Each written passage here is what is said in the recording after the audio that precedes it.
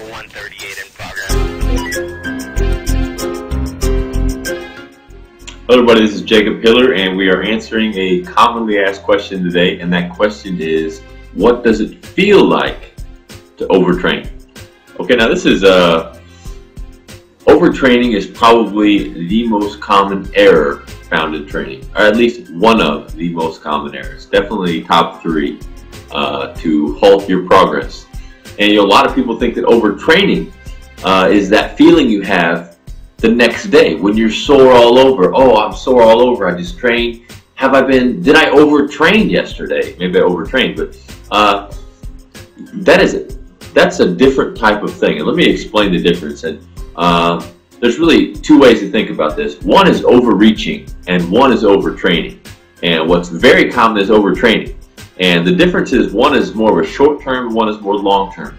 For example, short-term overtraining or overreaching is when you train too hard in one day, and so the next day you're fatigued, you're sore, maybe for a few days afterwards, maybe for a week, and that's really just going to be a fairly normal occurrence where you're just sore the next day, and really your body's just depleted of glycogen. I mean, your muscles have been broken down, and you're just in a state where your body needs proper nutrition, needs proper recovery, needs proper sleep. And as long as you provide those things, then you kind of recover and all is well. And as we talk about, training progression is kind of an ebb and flow of breaking down muscles, taxing and stressing the nervous system, and building it back up. So you're kind of going up and down. Your vertical goes up and down, but it makes kind of a constant, steady, long-term upward progress. Now, overtraining or long-term overtraining is a little bit different. Now, this is when you don't supply the necessary time, the necessary circumstances to recover. So maybe you'll train one day, then you'll train again the next day, then you'll train again the next day. Now your body's being broken down. You're taxing your central nervous system. You're depleting glycogen, all these things, and your body is requiring that you recover all of these systems. And when you don't do that on a repeated basis, your body will begin to not perform. You'll feel fatigue, you'll feel lack of motivation, all these things. And this is really where most people overtrain. They're just too excited, they just do too much work and not enough recovery.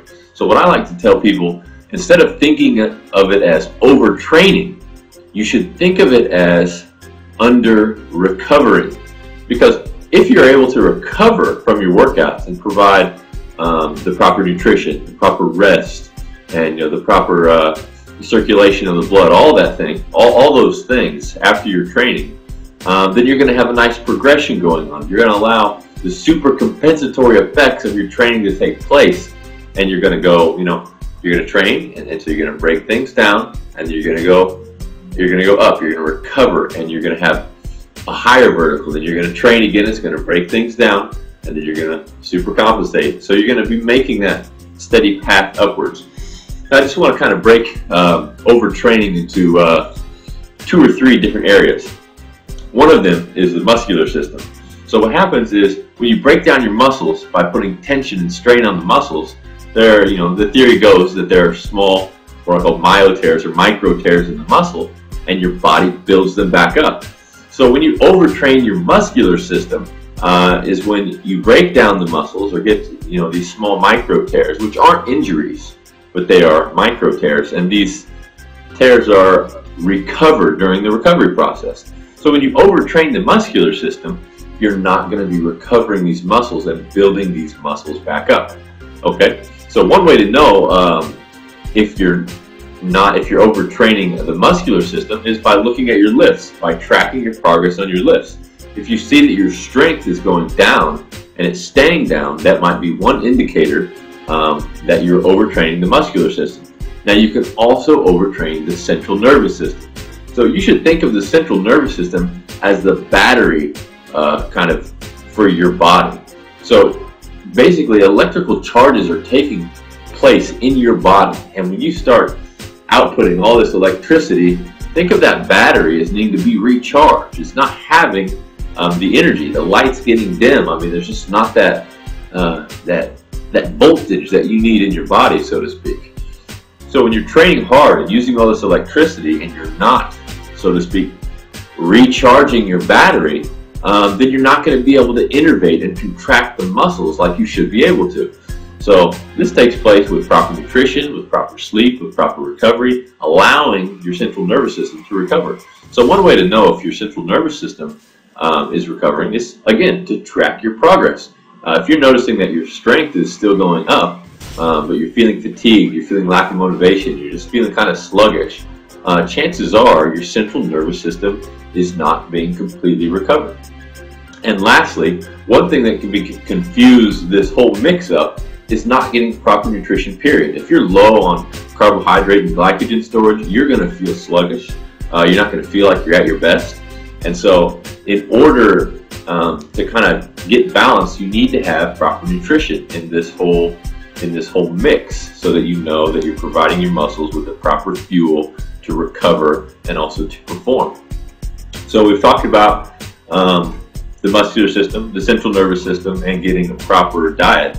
These are things that are important for you to make long-term progress and to avoid exhausting and not recovering your body.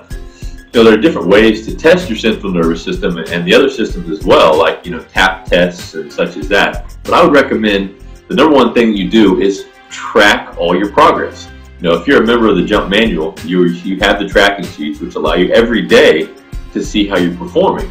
And by using the daily tracking sheets, you get kind of a constant bead, or your progress is on your radar at all times, so you can see, hey, wait a minute, you know, I'm not gaining progress, or I'm losing progress, or, you know, it's fairly normal to lose and gain progress during a week's time or from a day-to-day basis, but you're going to be able to track that very easily from a bird's eye view, so to speak. And very exciting is we have mobile phone tracking coming out very soon. So you're going to be able to track and view your workout and your progress and graphs and everything right from your mobile phone, whether it's an iPhone or a BlackBerry or whatever it is. You're going to be able to do all of that from your mobile phone. So that's pretty exciting. Anyways, the take-home message here is, how does overtraining feel? Well, it doesn't feel like soreness. That's usually going to be normal. What it does feel like is that you feel sluggish, that you feel like heavy on your feet, that you feel lack of motivation, that things just aren't going well, and your body needs to recover. And what you probably need to do is a full or partial deload. Now, a deload is when you take a week or more off of training, completely or partially. So you might reduce the volume of the exercises you're doing, you might reduce the intensity of the exercises you're doing, or you might reduce the volume and the intensity of the exercises you're doing, or you might completely take a week or more off of training to let your body recover it instead of continuing to break it down without allowing the super compensatory processes to take over. I know I say that a lot, but it's important because that's when your gains actually happen. They don't happen in the gym. So I hope this answers your question about how does it feel to overtrain, and again, to get that objective view of whether or not you're overtraining, track your progress. Even if you're going to do it even if you're going to have other methods of testing your central nervous system, muscular system, nutrition, also make sure you're tracking, because it's just another way to get a bead on your progress. So hope that helps. If you have questions, please subscribe to my channel, rate my videos, appreciate that, or ask more questions on my channel by clicking Ask Jacob. So hope to talk to you soon.